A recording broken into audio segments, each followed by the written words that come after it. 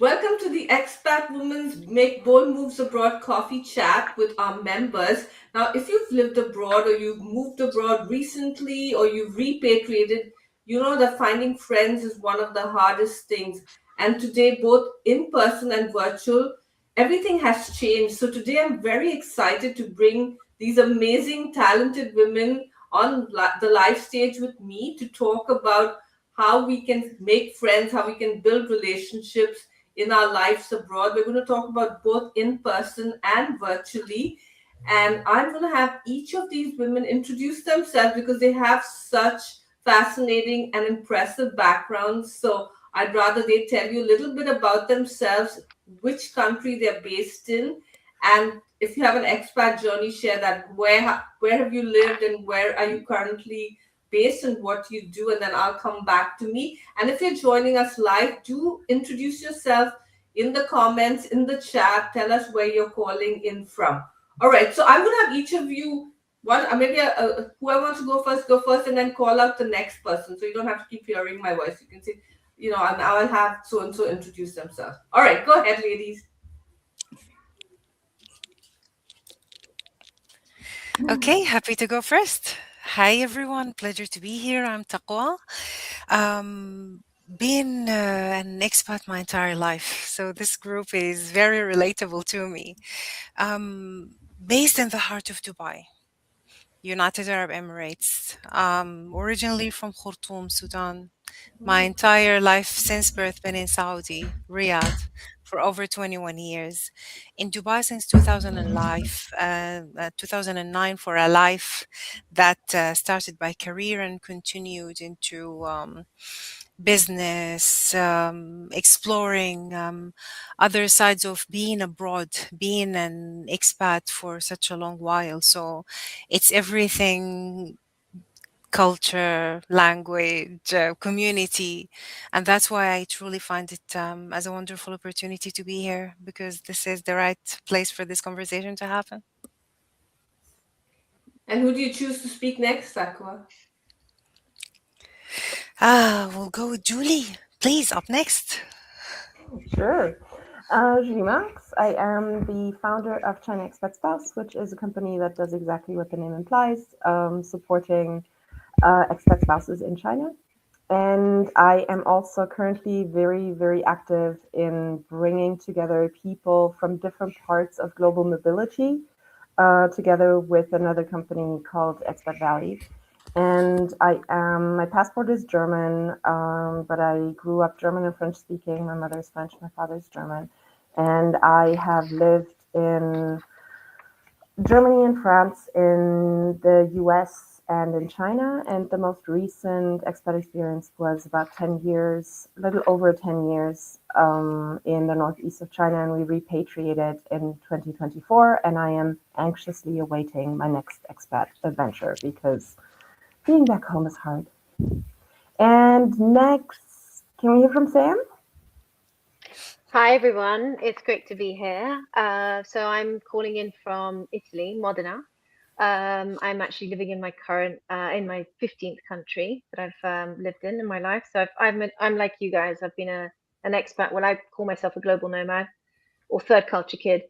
Um, I have a British passport by descent, but have lived there for 3 years of my life. I'm now 54, so born in the West Indies and lived in lots of different African speaking countries. Um, and yeah, as I said, I'm currently living in Italy. I'm about to actually, to launch my book, my first book. It's a memoir. Oh, It's called Beneath a Borrowed Sky, and it basically explores what it means to grow up in all these different countries and also raise children in globally. So I have 4 children. They're also third culture kids.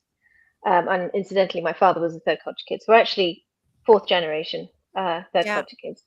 Yeah. So, Wow. And I'll pass to Anna Maria.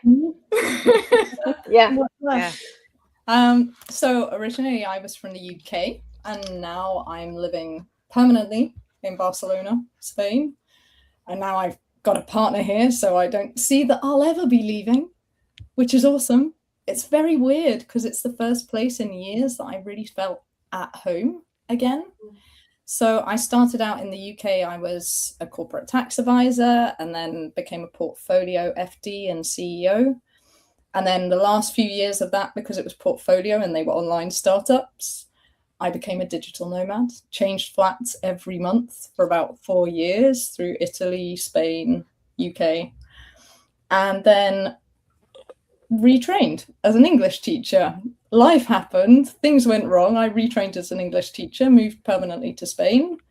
That was nearly 10 years ago.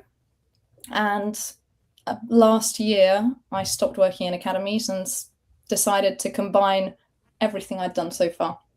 So I combining being a specialist business English finance person with being an English coach and a communications specialist so that I can help non-natives, because certainly I know, Nyna, you mentioned something during the summit about how your accent made you feel like you didn't have a place at the table in some conversations. I think you said something like that. Right. And that's how so many non-natives feel in business. And so I thought, look, I've got experience on both sides of the table. I'm going to combine them and create a business that does both and gets people there. So that's Beautiful. me. Thank you all. Yeah, everyone's backgrounds, expat journeys, what you're doing is so impressive and so diverse too. I think, I mean, the 5 of us here and all of us are in different countries, which, you know, is so cool. And I see people joining us.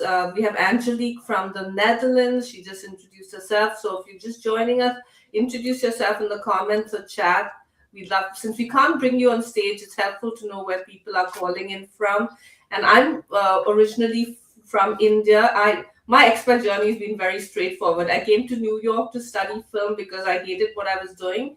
And I met my husband, who's American, but his family is they moved here from Italy, France, and Switzerland, like his grandparents. So but he's more American than, I'd say, European. But anyway, so that I came to study film and then I landed up staying here. So I call myself an accidental expat. I didn't come prepared for this journey. And even the one advantage was I spoke English and I was exposed to American culture. So it wasn't a total shock, but it was still very hard. And that's what that's what inspired me, I'd say, to create the expat woman, especially for professional women, like all these women on stage, because I realized as a professional being in another country, you really lose your identity and not just culture shock and being able to find friends, but who am I? How am I going to influence other people? How am I going to start a career? So so it has been an exciting journey, and I host these monthly coffee chats. I've started them in January, so I can bring members of the Expat Women membership on stage, give them an opportunity to share their stories, their insights, and their experiences. And of course, I don't think I mentioned, but Anna Maria is a featured guest today, and I'll be bringing on one guest every month, along with a few of our members. So I don't want to speak anymore. So let's get started with this conversation. And because it's about finding friends, influencing others, I wanted to start with all of you in your expat journey. Some of you have lived in multiple countries. Did you ever face loneliness, isolation, and how did you deal with that season or that situation? Whoever wants to jump in, and then you can piggyback off each other's conversations.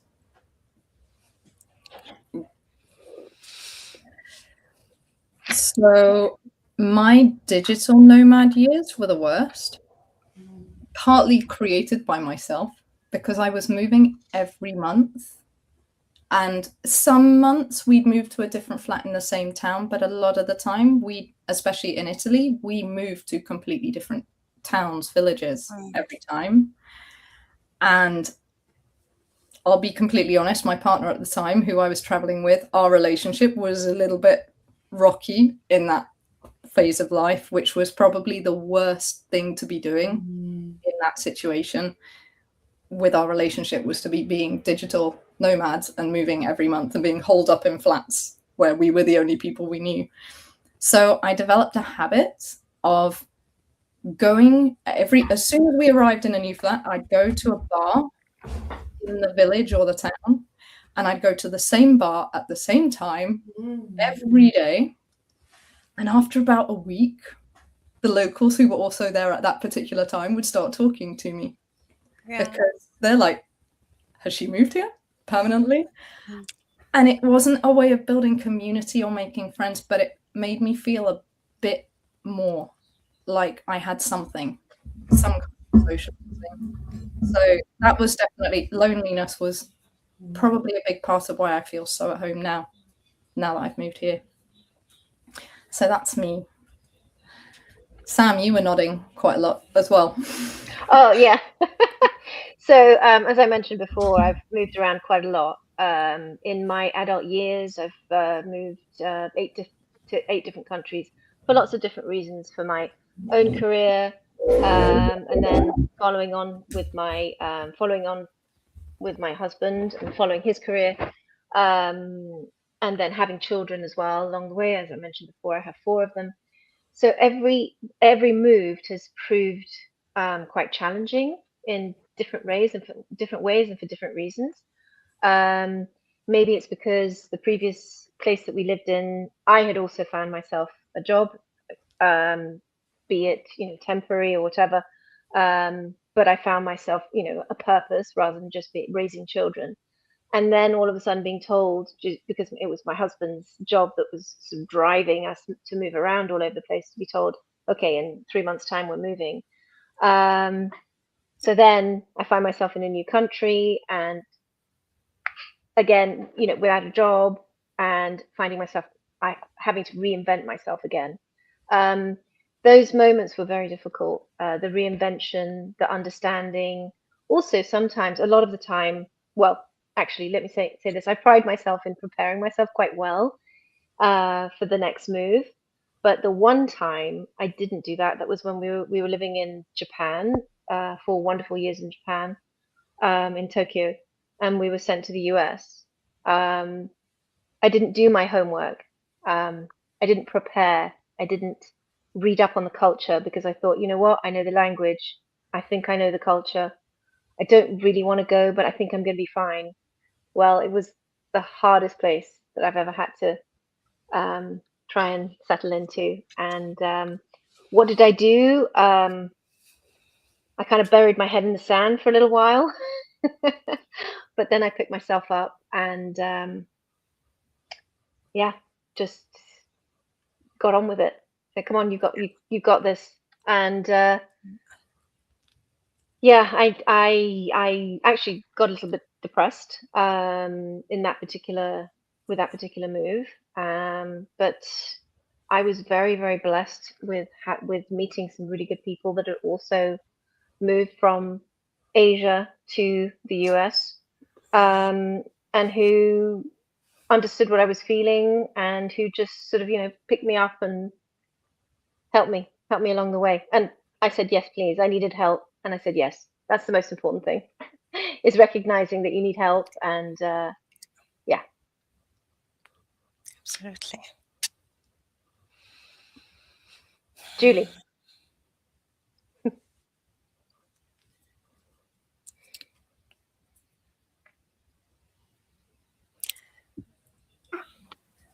You can.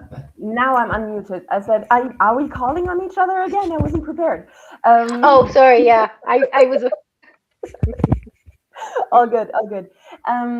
So when I was thinking about that question, I was like, I don't feel that I've ever had this like extreme loneliness. But I almost had the opposite problem, because I try to always do things and start new projects. I'm very good at starting things. I'm not always very good at finishing things. And I always have like a plan B and C and D and E. And then I just jump on to the next one.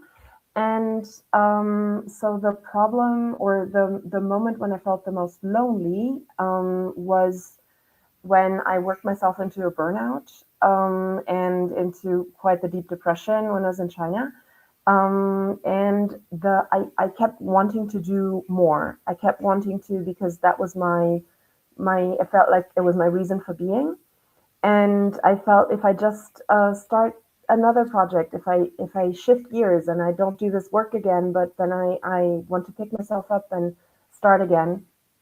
Um, and this was because in my head, it was if I'm meeting people, if I'm doing things, if I'm accomplishing things, then I won't be lonely. And I was avoiding the loneliness at all costs because it meant doing the inner work, right? It meant dealing with who I was without a title, who I was without work, who I was without a project. And it's I can't say I'm glad I went through it, but um, it was definitely a learning area for me. And I wouldn't be where I am today if I hadn't gone through it. So it's, yes, admitting that I need help and asking for help. I am totally with you on that, Sam, because for me, that was also, and for me, that meant being okay with the fact that I wasn't doing.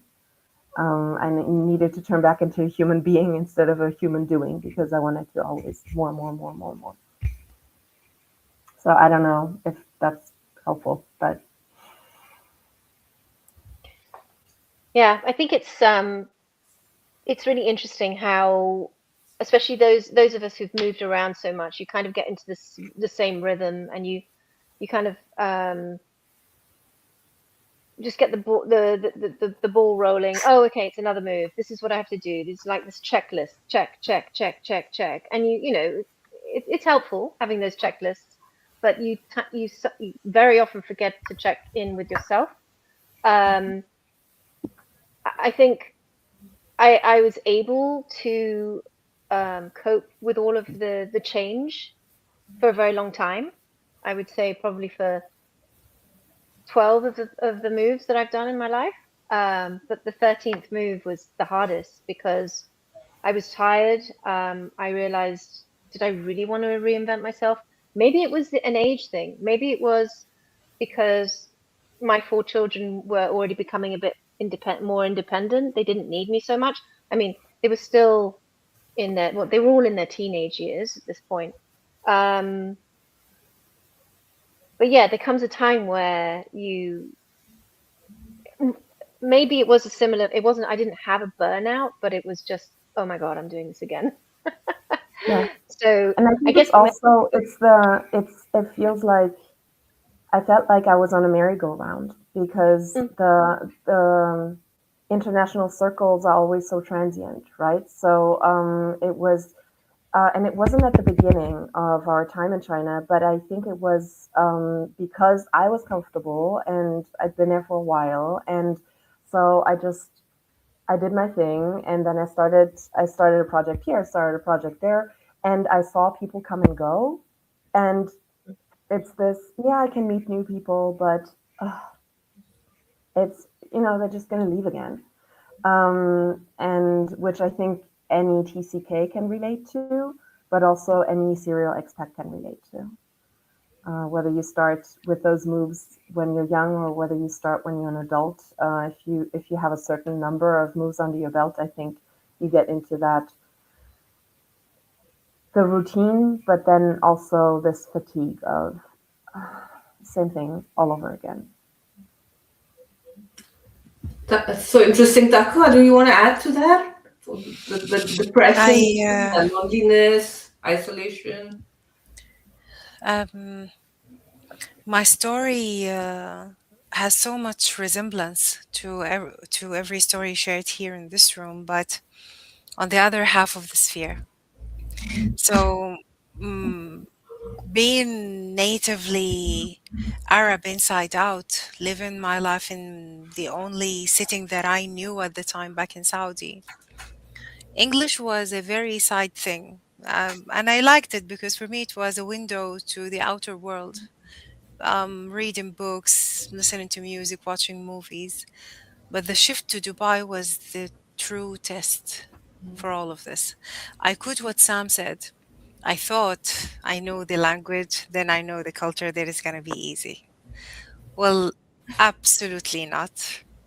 It took me true hard work to be done from within, that I need to level up, have more understanding, tolerance, and room to explore differences without going judgmental, without stereotyping, and accept others as they are, because I want them to accept me as I am.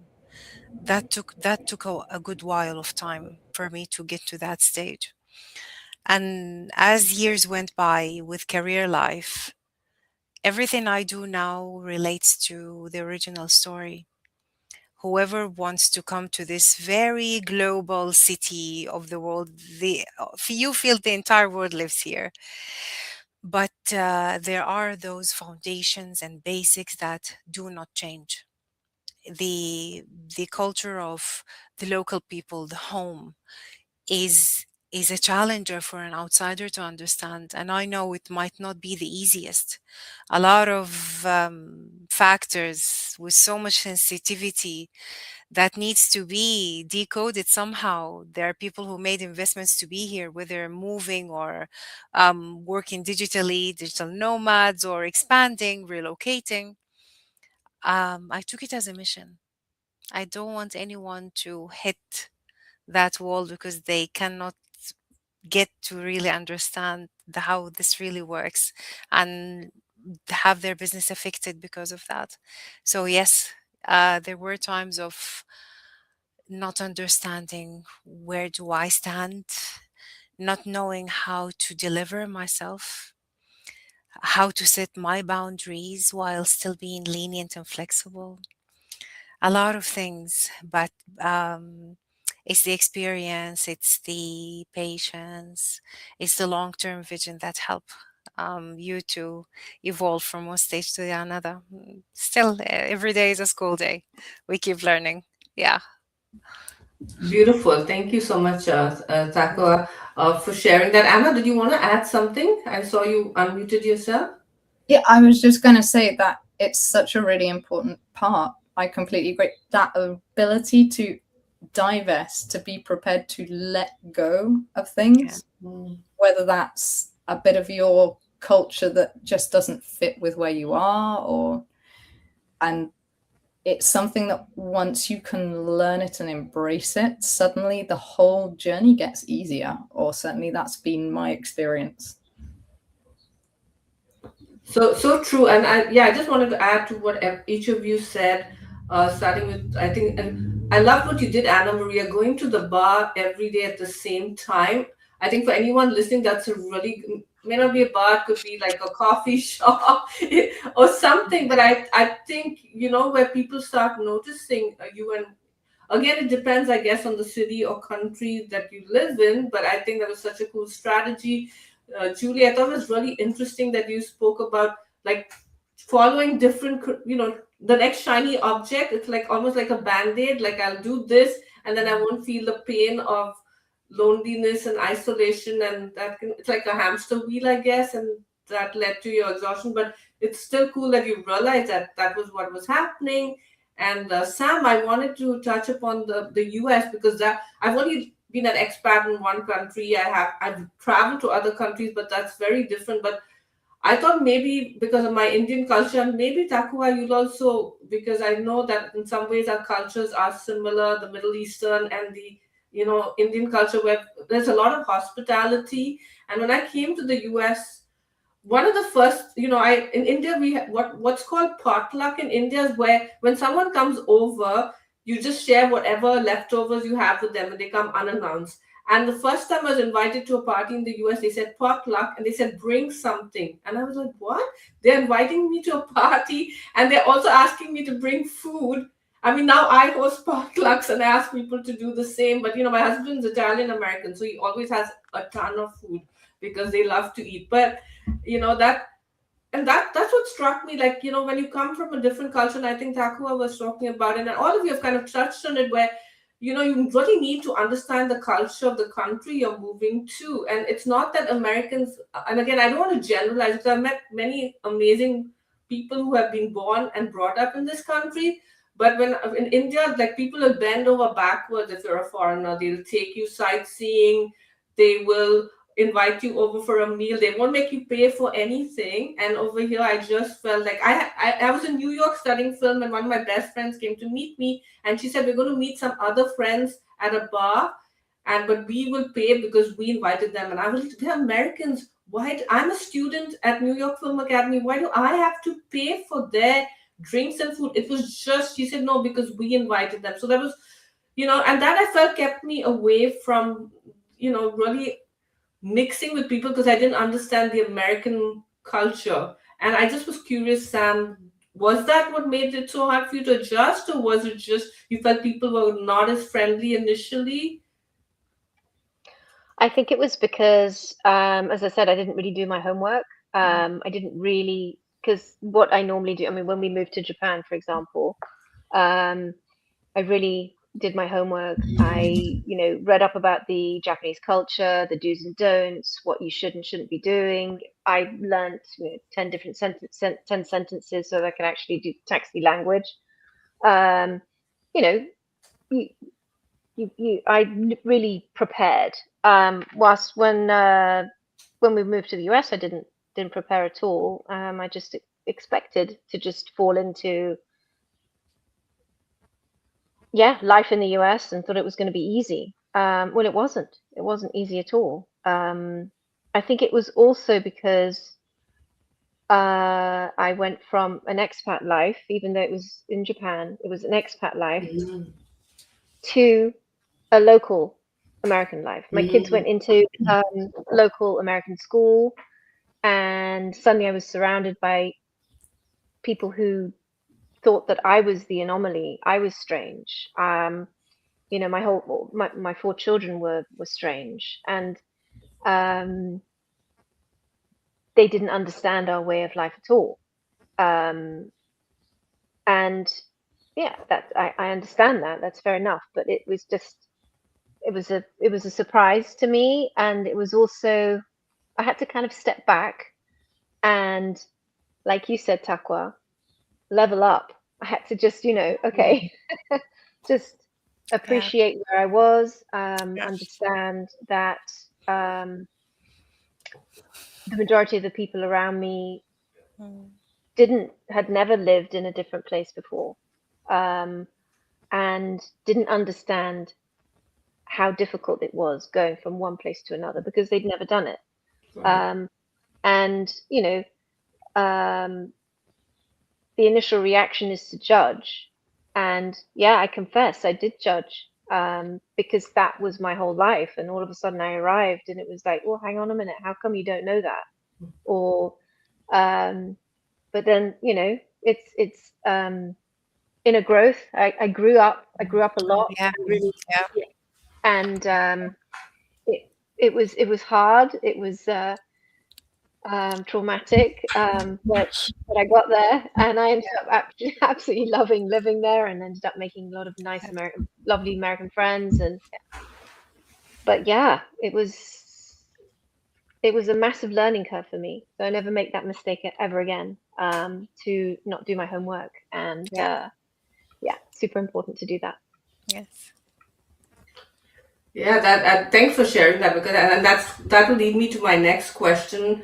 Maybe we'll start with you, Zakua, this time, and then everyone else.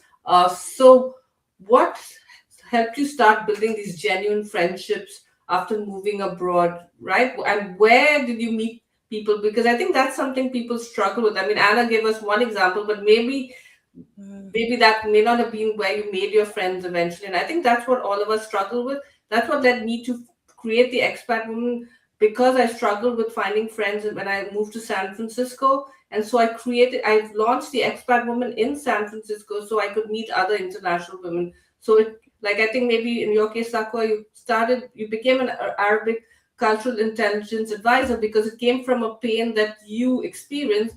So for me, it was creating this organization so I could finally meet women like me from all over the world. So yeah, so we start with you, and then we'll have everyone share any tip. I mean, mine was a very big thing, so not really the best. I wouldn't advise everyone to start a business or a community just to meet people, but it worked for me. Go ahead.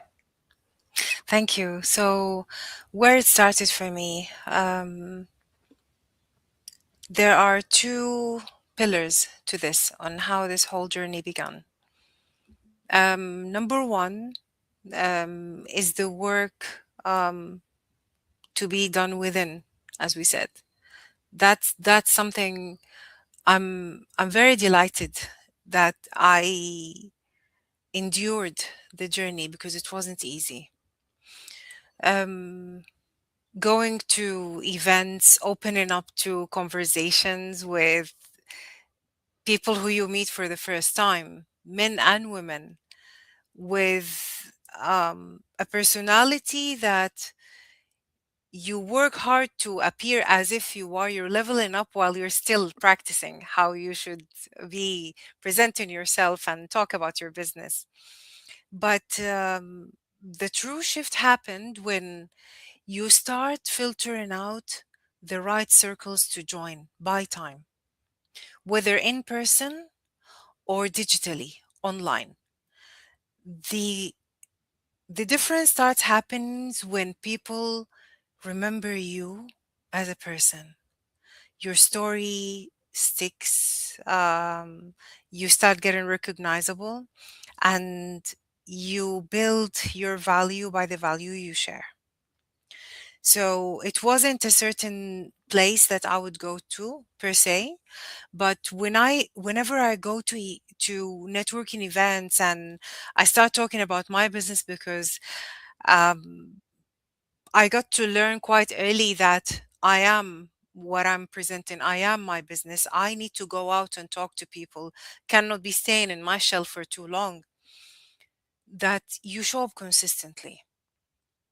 The personality, the message, the service you offer, and the way you treat people. You leave a positive impression. Again, without judging or stereotyping, being open to listen, to explore with genuine attention and interest. That creates an irreplaceable human connection. And people start opening up. They feel the safety. You improve this, you take it with you to the next event. You show up better, more, until you get to a stage where you look back, oh, did I really build all of that? And you did, because it's a matter of building up on the right foundation from the beginning. But in short, it's showing up genuinely, authentically, through the right circles and providing value throughout. And it will pay off big time. That's for me. Oh, I could hear someone, the clap. Thank you to whoever did that.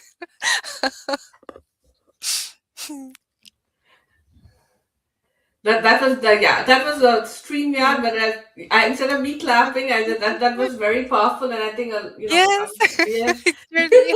I may not be able to Thank do it you. every time because I'm trying to multitask. So if There I you go. don't, There you yeah, go. if You I don't tried. It's clap for worth. everyone, It's worth. yeah, but I It just was it was worthy of the applause, though. It really was. Thank you. yeah. Thank you. Before you guys move further, thanks again, Takua, for sharing that. Chanel, who's a member of the Expat Women membership, is in the comments and is in Ecuador. She's originally from South Africa. I'm just going to share what she just said. Yeah, she would highly recommend playing pickleball. Awkward in the beginning, but it gets better. And Chanel has shared with me that she has made a lot of friends playing pickleball. So, Mm. anyone here play pickleball? Getting into paddle, not yet pickle, but it works. Yes, I agree, Chanel. Thank you. I'm terrible at any ball sport, so definitely not for me.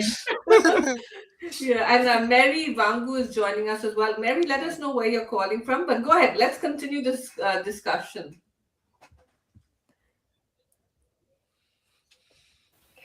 Yeah, I the way I do it is, well, it depends again. If you have young children, you don't really have that much time to dedicate yourself with anything other than just looking after the children.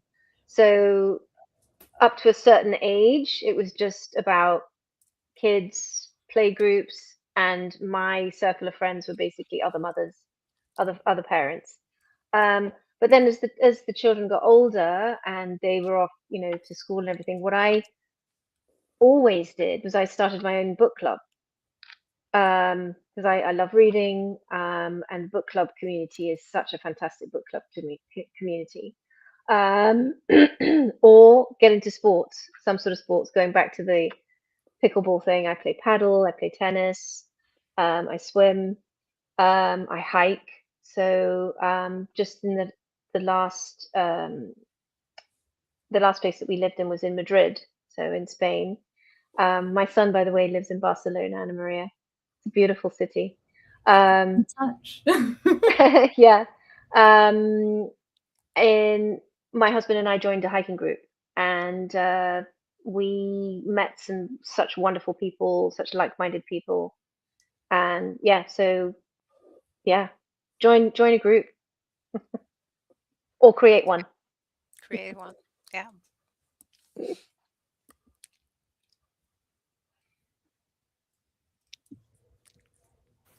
I would say, oh, go ahead. Go on, Julie.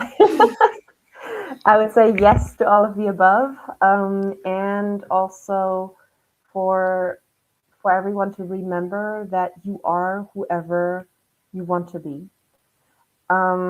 This was, and like this is going way back when I was an exchange student in the US. I was 16, and it was the first time that I got to be who I wanted to be, because those were all new people, and that was a good thing, because like to them being German was exotic, why ever.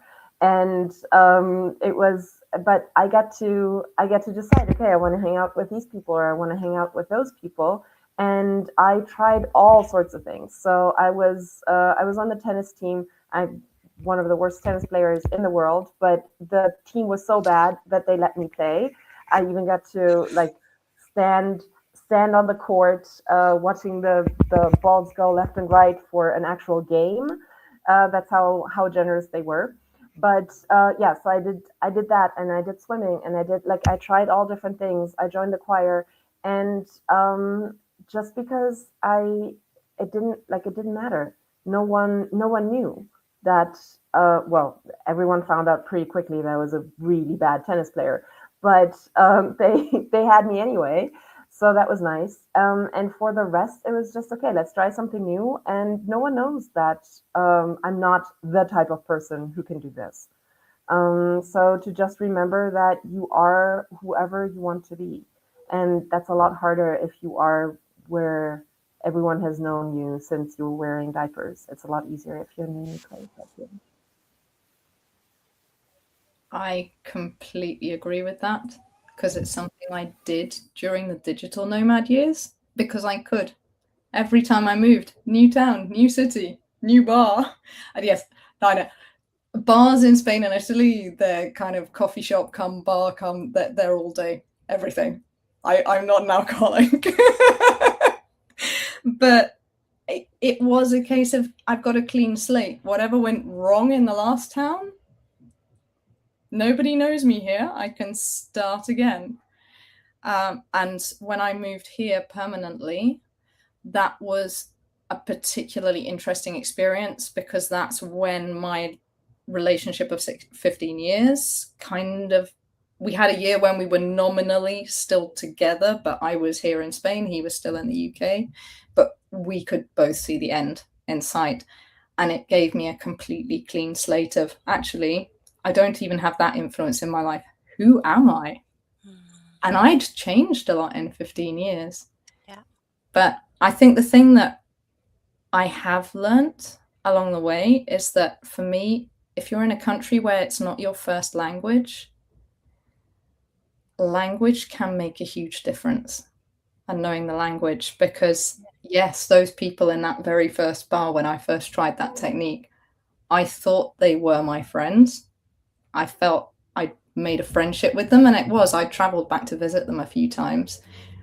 But as my Spanish got better, our friendship went like this, because when your language level is lower, you present as a mentally less mature person. Like, you sound like a 12-year-old to them. They can't get a true feel of your personality. So they can't tell if it's actually a really good personality fit. And you're all feeling your way. And then as your language gets stronger, you go, actually, we have nothing in common. We are not a good fit as people. And as my language has improved, who I am good friends with has changed to match that. And along the way, I've found one or two people where it's been a good fit. But I've had to learn to divest people as well and accept that anyone I meet as an acquaintance who may be a passing thing. And that means I'm not lonely, but maybe that's not a friend.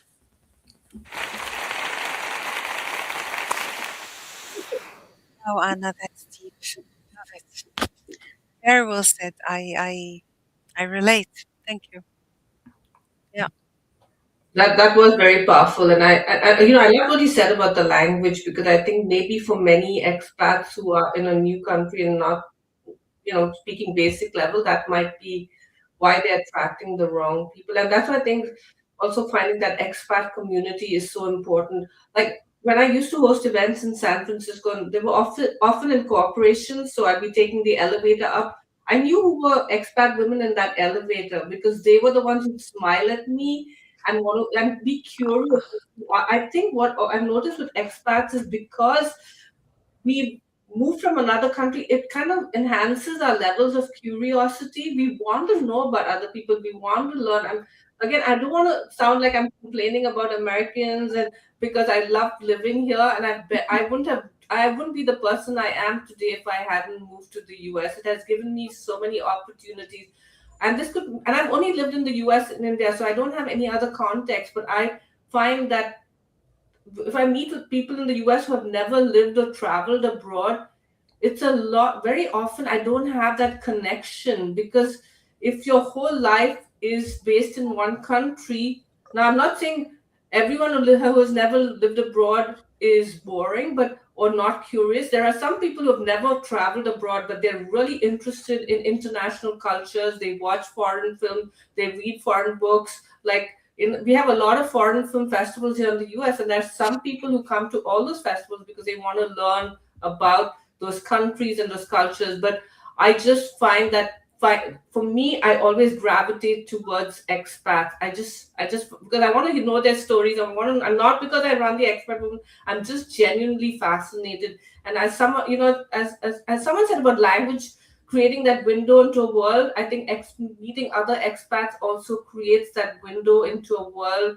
That I mean, just listening to all of you and your stories and your perspective and your experiences is like, I feel like I've already learned so much more, and each one's story is so different. So, but I just wanted to, and I'm going to ask you this question too, like, I was so desperate to find friends. I was looking for everything possible before I started the expat movement to find friends. And I don't know if you guys know of Craigslist. Does anyone know of Craigslist? Okay, if you live in the US, you might know, but so it was like a list. It was online, and you could find jobs, you could find furniture, you could whatever. And there was this part-time jobs or free jobs, and I looked up free jobs, and it was for a movie. They were looking for extras, and so I was so lonely, and so because my husband is a filmmaker, he was gone for hours, days, so I rarely saw him. I went to that worked as an extra, no money, standing in the hot sun. But the woman who was another extra next to me, she was American, but she started talking to me, and she was the first friend I made in the US, and she led me to getting my first kind of job, like indirectly.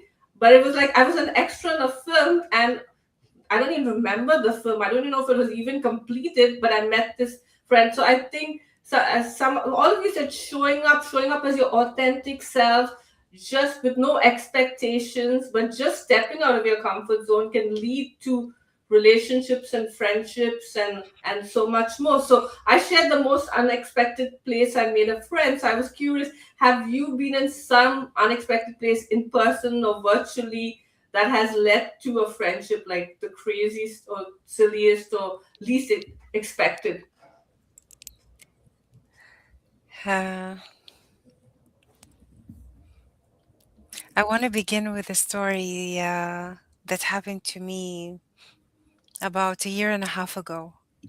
It was an online networking event, and I showed up and I found that I'm truly the only one.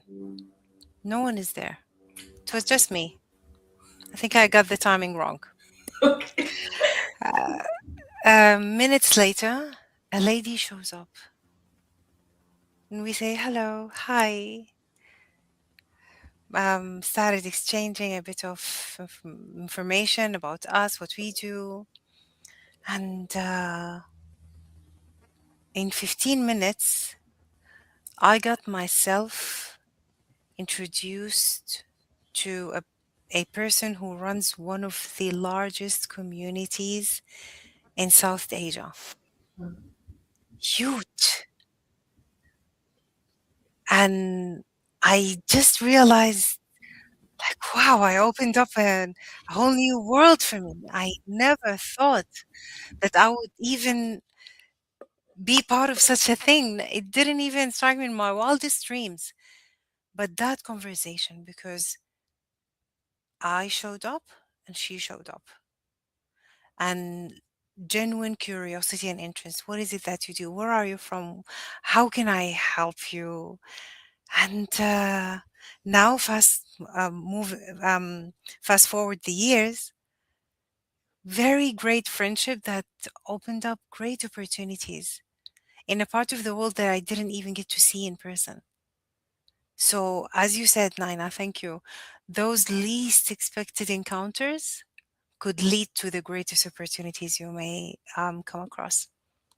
Nothing to be underestimated. That is so beautiful, and I hope people listening either live or watching the replay just showing up, right? And sometimes when we host our own events too, like all of us, we think no one will show up, but maybe that one person will show up, Yeah. and they can be a window to a friendship, an opportunity, etc. Before we go forward, I just wanted to Chanel shared something else, which I think is really powerful. She said, sitting with that loneliness and start getting curious about who you are, what you want to do with your life, literally designing your life. And I love that. Leaning into your loneliness and isolation can be very powerful. And I think, again, for all of us and the businesses, in Sam's case, the book she's writing have come from maybe that loneliness from being a foreigner in another country and feeling isolated. So I think thanks Chanel for sharing that, and we will continue with hearing the most unexpected encounters where you made a friend or yeah. None of you? You Evan's smiling. Like literally none for me. It's all quite normal. It's slow, very slow. But eventually finding someone who I had enough in common with that then they'd invite me to something where they had some other friends, talking to those people, staying in contact with them. My partner's actually one of those people. We happened to both be at a New Year's Eve dinner of a friend. He's a lifetime friend of that person. I was the new interesting English person they picked up who happened to have no plans for New Year's. Yeah, I'd say the unexpected place I've met friends and made friends has been Expat Woman, because through those events and getting to know people and following up with some people, I was just expecting to make some contacts, but like Julie and I, we talk reasonably regularly. Chanel and I talk every 2 weeks to keep each other accountable. I've made some genuine friends and I never expected that. And it's been so nice because they're friendships where I can speak English, which is far less exhausting for my brain. Oh, man, it's going crazy with the sound effects today. Nyna, she's experimenting on us today. I am. I haven't been using these, so it's like fun and yeah, you guys may. inspiring me to use sound effects.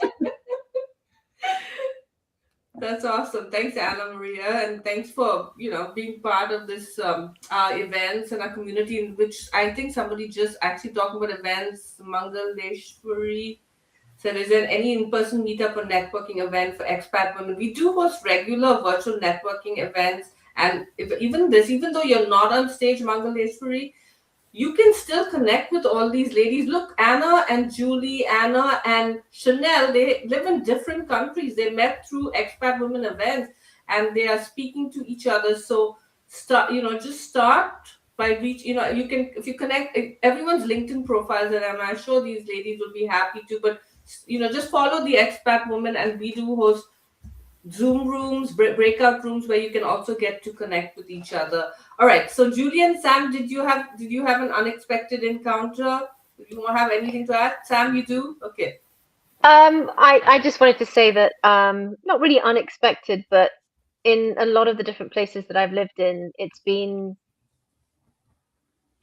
well, the message is be brave, be, if you see someone that you think you're going to, if they look whatever, if you see someone say, hey, hi, just say hi, and then that relationship can flourish and can become a really good friend. I mean, when I was living in France, I was quite lonely at the beginning. It's a little bit of a trend. Every time you move, you're lonely, and then you have to sort of be courageous. And I actually recognized this girl in the street. I was just walking along the street, and I'd seen her in the supermarket that I would go to on a regular basis a couple of times, and I thought that I'd heard her speak English. Anyway, I bumped into her, and I just said, "Hi, I'm Sam. Do you speak English?" Because at the time I wasn't too fluent in French. And she happened to be English, and she's actually my best friend. And we've ended up, she's the godmother of all my 4 children. And Wow. Oh, so, just be courageous, and put yourself out there. Beautiful. That's so awesome, Sam. amazing. Love it. Yeah, you deserve a. I have to find the sound effect. I'd Okay. add to that, what have you got to lose? Because Yeah. if you are brave and you say something and they're not interested, it goes wrong. Exactly. How likely are you that you'll ever see them again? Exactly. Tiny Yeah. possibility, unless it's someone who lives in your building. Yeah. True. Julie, before you go, I just wanted to, Katrina just said, "Hi, ladies. Business network have become close friendships since I moved from Australia to the UAE." That's true too. Like professional networks can become friends, and vice versa. Do you guys know each other, Daku and Katrina? Very good friends. Oh, So good to be nice. here. Thank you, Oh, Katrina. oh, Thank you that's for cool. joining. So good to have you here. Oh, that's nice. Awesome. And if people who are in the audience, just introduce yourself, because it's also about making friends. So let us know which country you're calling in from and what you do, because maybe even in the chat and comments you can connect with other people. Julie, do you have an encounter you wanted to share, an unusual one, which you let your Well, friends? mine is again I think the encounter is not unusual, but the most life-changing one for me is how I met my best friend, because we used to be work colleagues, and she is Sri Lankan, and she moved to Germany for her studies, and then we worked in what was probably the worst job for that either of us has ever been in. We were co-workers for 9 months, and we've been best friends ever since. And she left the company because she went back home to Sri Lanka. And I stayed on for a little while, and then eventually had other jobs. She's also my son's godmother. She is, my husband always says I speak to her more than I speak to him. And she currently lives in Sydney. So the time difference is not great, but we make it work. I talk to her almost every day. I write with her every day, and we speak almost every day. And in Germany, it's a huge no-no to, like, colleagues and friends are two very separate entities. And so whenever I say, yes, she's my best friend, and they're like, oh, but she's Sri Lankan. Like, how does that work? And I was like, well, we used to work together. Oh, so you were colleagues. And it's like, so she can't be a friend, basically. It's just ridiculous. And that's why for me it's unusual because it took two people who weren't stuck in that cultural system to really decide that yes, we were going to be best friends. So yes.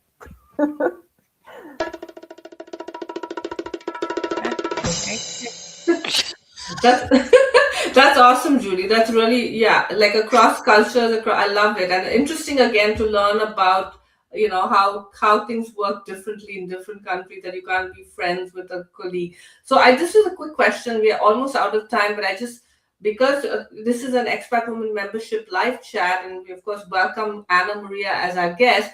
Uh, have being a mem, and I know Takua, you're very new, but we still I see how engaged you've been. But for and yeah, all of you could just answer, has being a member of the Expat Women membership led to any opportunities, collaborations, introductions of friendships? Anyone have anything to share?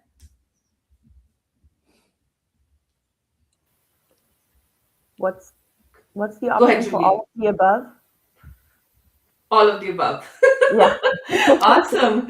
So So maybe go ahead, Julie. collaborations for accountability, for trying things that I wasn't comfortable with doing, for trying out new formats of do I want to do this, and then figuring out that maybe I don't want to do this, but that's still fine.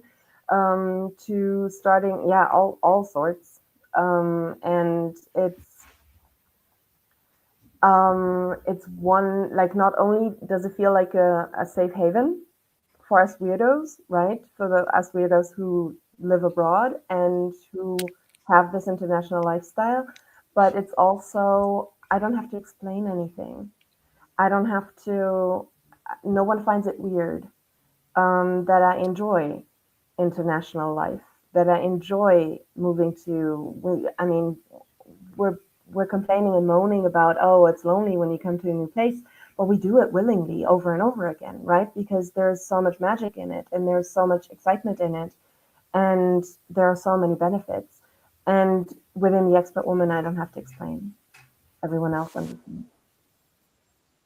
Thank you, Julie. Thank you. And I have to say, Julie has been one of our most engaged members. Like we have a lot of amazing members, but I am sharing it for those who want to join. But Julie, you have tapped into what I wanted the Expat Women membership to be. Like you're there to cheer and support people.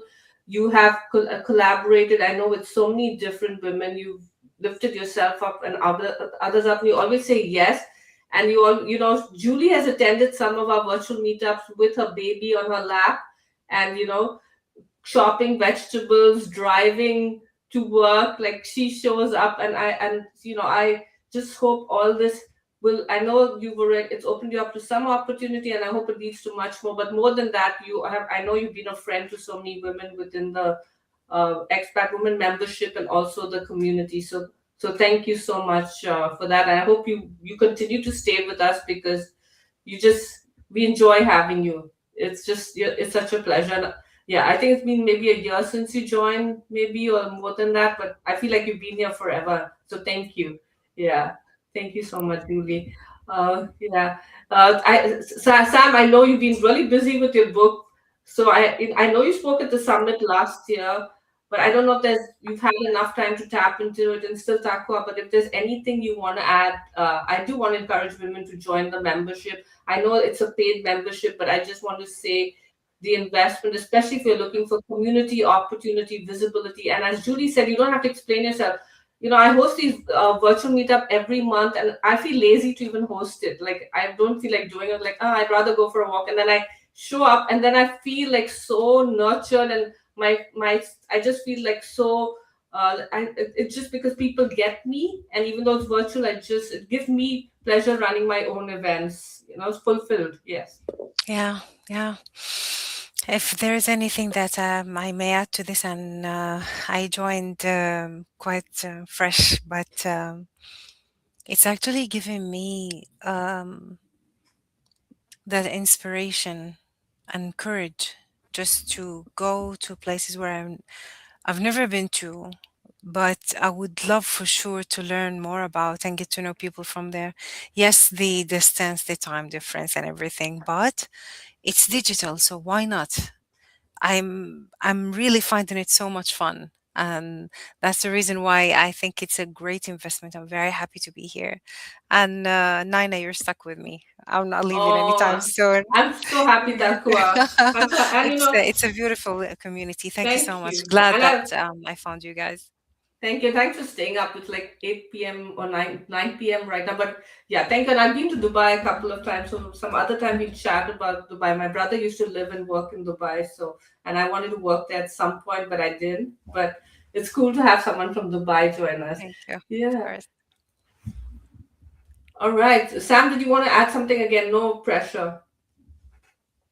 Yeah, I just wanted to say that I have been following the Expat Woman for a very long, well, I think it's a couple of years now, and I haven't been able to be as involved as I've been wanting to because I've been finishing my book, which is finishing. It's actually out in June. Um, but I've also had very sick parents, so I've had to, go back and forth. That's a hard thing with the expat life, Yes. um, is having to feel that you can't be there enough. So I'm basically on a plane back and forth to the UK Hmm. a lot of the time. But I'm hoping that once my book launches, and I'll have a little bit more time to actually dedicate a little bit more time to the expat woman. You do a great job, Nina. Thank you, Sam. And we'll definitely, introduce your book at one of our monthly book clubs for sure. So we can all learn more about your experiences and insights and stuff. So we are out of time. I would have loved to have gone further with this conversation, but I know all of you are busy. So I do want to ask each of you, do you have one piece of advice that you want to share? And I will, with the women watching this live or later on what we just spoke about in terms of friendships, relationships, loneliness, etc. Go quick, each one, like, yeah, quick, or a book or anything. Be kind to yourself.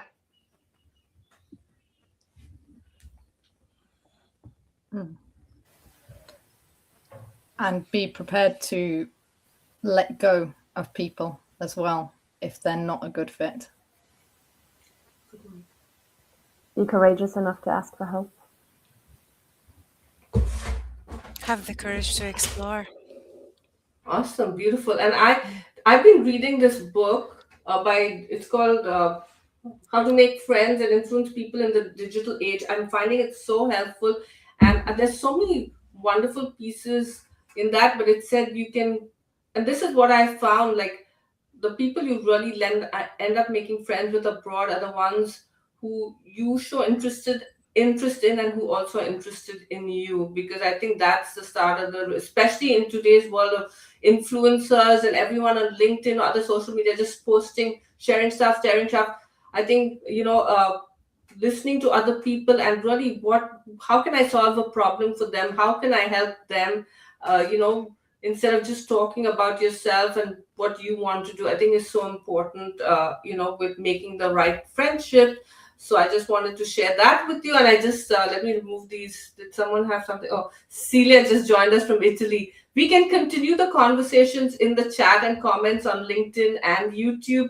I'm going to encourage all my speakers to, if I know Anna has already introduced herself, to introduce yourself in the comments there, so people can connect with you, and we can just, and if you'll have more stuff to add, go ahead and add it, or if there's a book that's inspired you. But for now, I just want to thank you all for joining me. This was amazing. I think this could have gone on for hours, like just sharing all our stories, our experiences. I only covered half the questions because there was so much meat, which is fine. You guys shared. I had to skip some questions because you guys shared so much value, and I didn't need some of those questions even answered. So thank you everyone who joined us in the audience. And oh yes, I forgot to ask you, how can people connect with you, work with you? I forgot. That's a very important question. Do each of you want to go quickly? How can people, what do you do, and how can people connect and work with you?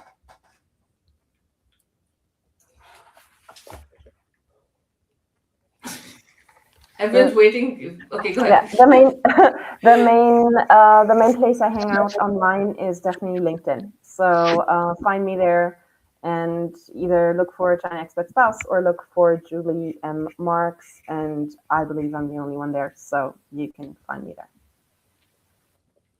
And same for me. I also hang around on Instagram as little as possible. But yeah, LinkedIn's probably the best place to find me, and I'm pretty sure I'm the only Anna Maria Luton that there is.